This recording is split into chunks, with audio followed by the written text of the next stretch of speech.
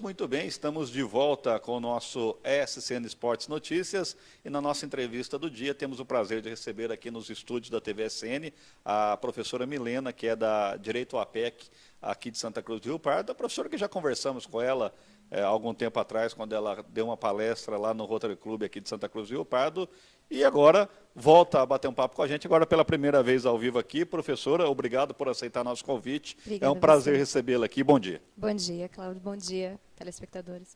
E vamos falar de um assunto bastante complexo, né, professor? Muito polêmico, muito complexo.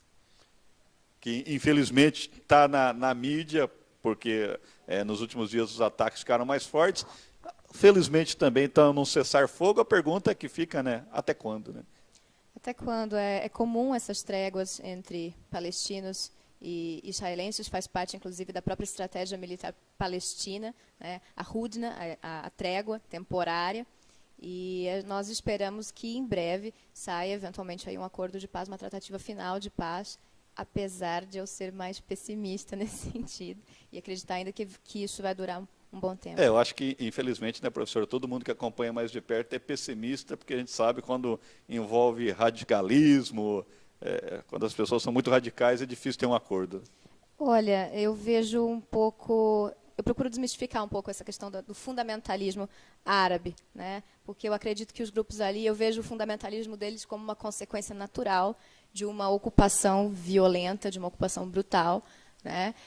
Eles estavam naquele pedaço de terra, independentemente daquele pedaço de terra ser ou não deles, porque a grande questão que está por detrás é de quem é a terra, né? Porque os israelenses reivindicam aquela terra como sendo deles, terra prometida, terra sagrada, né? E os palestinos já estavam vivendo ali há mais de 600 anos. Né? Então, há uma disputa de propriedade, uma disputa territorial muito grande, e eu entendo que, por conta da ocupação israelense relativamente repentina, né? Os primeiros assentamentos que começaram ali a colonizar a região foi por volta de 1880, né? E no início do século, na primeira metade ali do século XX, já a caminho da segunda metade, a gente tem então a fundação do Estado de Israel, e eu vejo o Hamas, principalmente, que é tido aí como um grupo, pelo Ocidente como um grupo terrorista, eu não entendo assim, né? Eu vejo o Hamas como uma consequência natural de uma condição brutal e não natural de violência aos palestinos. Eu ia exatamente questionar você sobre isso agora, para explicar um pouquinho como começou essa briga, o porquê dessa briga, até para as pessoas que não entenderam, você mais ou menos já deu aí a explicação, por causa de um pedaço de terra. Sim, a grande questão que está por detrás é uma questão territorial, né? Além de religiosa, porque os israelenses defendem que aquela terra é uma terra sagrada. Apesar de, naquela terra sagrada, existirem elementos sagrados, por exemplo, uma parte da cidade de Jerusalém, para os árabes muçulmanos também. Né? Eu sempre chamo a atenção dos meus alunos, enfim, das pessoas com quem eu converso. No Estado de Israel, dentro hoje do Estado de Israel, nós também temos um número de árabes relevantes vivendo lá. Né? E apesar deles terem partidos, né, minoritários e terem representantes no parlamento, etc., eles são muito discriminados. Né? Então, nós temos, além dos refugiados palestinos, dos palestinos que vivem em Gaza e na Cisjordânia, nós temos os árabes que moram dentro do Estado de Israel e que vêm sofrendo violência constantemente também. Né? Isso que eu ia dizer, né? Por causa disso, quantas e quantas pessoas inocentes já não perderam suas vidas. Sem dúvida. E não aqui fazendo, por favor, nenhum tipo de apologia, nem defendendo nenhum lado. Pelo contrário, o debate que nós propusemos, que nós estamos propondo no dia 9, na terça-feira, lá na UAPEC, é justamente para evitar esse tipo de polarização, sou a favor ou sou contra. Mas eu vou fazer uma exposição do ponto de vista da Palestina. Né? E o meu colega, o professor Walter, que vai iniciar, né, que vai fazer a abertura do evento, ele vai fazer uma exposição mais do ponto de vista de Israel. Isso que eu ia questionar. Antes da gente entrar para falar um pouquinho mais do debate, esse era meu questionamento. Então, na sua visão, a Palestina está no direito dela. Bom, a minha exposição vai ser do ponto de vista palestino, mas opinião pessoal... Não é sua opinião pessoal. Não, a minha opinião pessoal ela tem um pouco essa relação. Né? Eu entendo os dois lados, entendo a reivindicação judaica, mas não concordo com o movimento sionista, né, que é um movimento, inclusive, também militarista, etc., historicamente. Né, mas entendo por outro lado, também a reivindicação do povo palestino. Né? Não sou a favor de nenhum tipo de fundamentalismo, eu acho que o fundamentalismo não é de Deus, é do homem, é o homem que é fundamentalista, obviamente. Não sou a favor de nenhum tipo de ataque suicida, apesar de compreender isso como uma estratégia militar do Hamas, especificamente do Hamas, por conta da OLP, por conta do Fatah ter abandonado a luta armada, eles se viram nessa exigência, vamos dizer assim. Mesmo porque a força bélica de Israel é muito superior. Né? Então, quando a Dilma fala de uma desproporção que existe, ela não está, de certa forma, errada. Ela não falou uma grande besteira. Ela não falou uma besteira e até os próprios Estados Unidos se manifestaram nesse sentido. Né? O Brasil não é um anão tão diplomático, né? Não é tão anão assim quanto Israel veio aí a afirmar. Nós temos uma política externa, sem dúvida, questionável.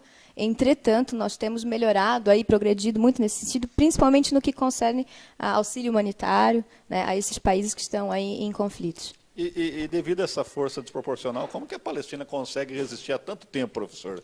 Esse é um grande questionamento que se faz. Né?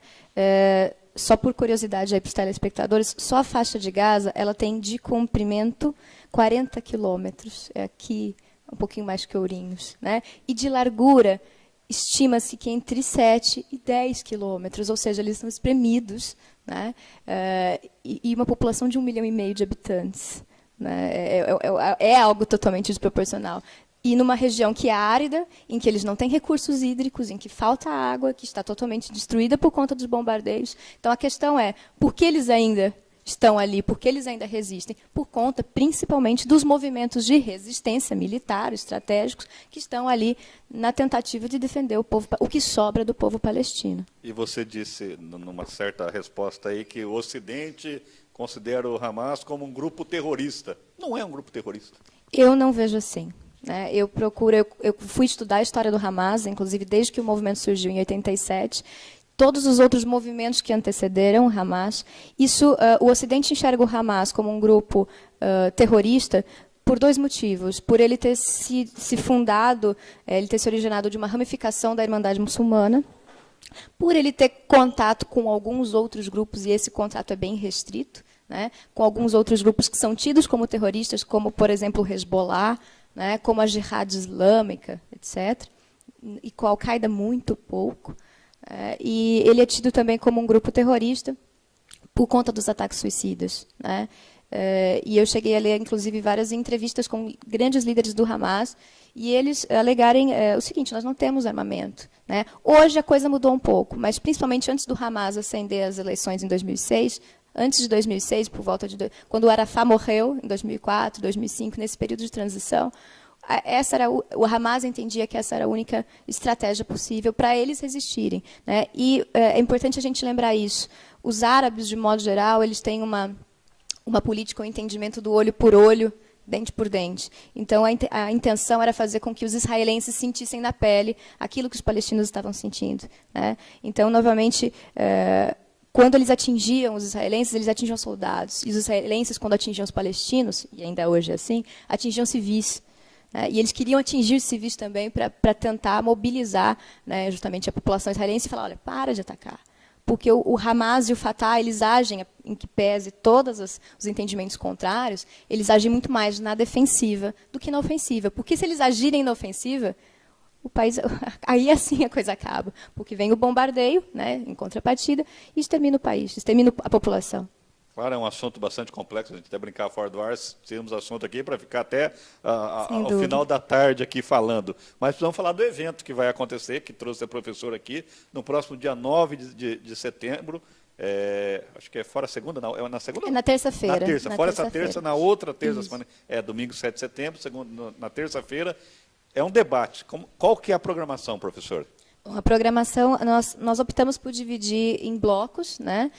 Então, teremos um primeiro bloco mais voltado para a história, religião e cultura desses 2 locais, de Israel e da Palestina, desses 2 povos. Né? O professor Walter de Oliveira Campos, meu colega, ele vai fazer a abertura do evento, ele que vai começar iniciando aí falando do ponto de vista de Israel. Ele vai ser um israelense. Isso, vamos dizer assim, vai defender ou mostrar qual é a visão, melhor dizendo, né, do povo israelense em relação a esse conflito. E eu vou fazer as vezes da Palestina, né? Depois nós teremos abriremos um espaço para questionamento, né, nesse primeiro bloco. Depois temos um segundo bloco com os professores Carlos Gobi e com a professora Clarissa Monassa, né, que vão tratar aí mais da questão jurídica, o professor Gobi voltado para a ciência política, teoria política no direito, e a professora Clarissa falando do direito internacional e também um pouquinho de direitos humanos, né. E um último bloco com os professores Adriano Sudaia e Tiago Azevedo, mais voltado para a questão econômica, né, um viés, então, portanto, econômico dos conflitos entre Israel e Palestina. Ao final, abriremos para debate. Serão 6 palestrantes, digamos. Perfeito, exatamente. E quem pode participar? São só para os alunos? Vai ser aberto? Não, o evento é aberto à comunidade, né? Basta apenas realizar a inscrição lá na secretaria da faculdade. Não, é gratuito, né? E ele se inicia às 7 horas da noite e tem a previsão de durar até às 11 horas da noite. Claro que tem uma limitação devido ao espaço. Exatamente, as vagas são limitadas. Então tem que fazer a inscrição. Qual que é o telefone de tem contato? Tem que correr. Eu não sei decora agora. Depois a gente passa os contatos do APEC. O e-mail. Não, o telefone...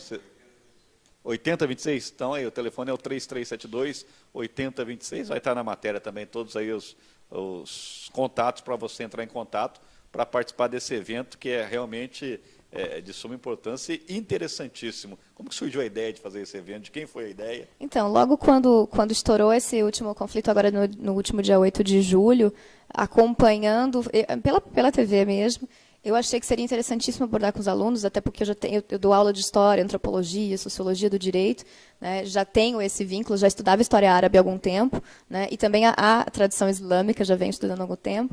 E aí, logo quando estourou esse último conflito, eu já, né, até como coordenadora do núcleo de extensão, porque é o núcleo que está promovendo o evento, eu tive a ideia de realizar inicialmente uma palestra e depois a ideia foi se ampliando para justamente a gente conseguir também agrupar os alunos de administração, então com uma parte econômica, né, um viés econômico.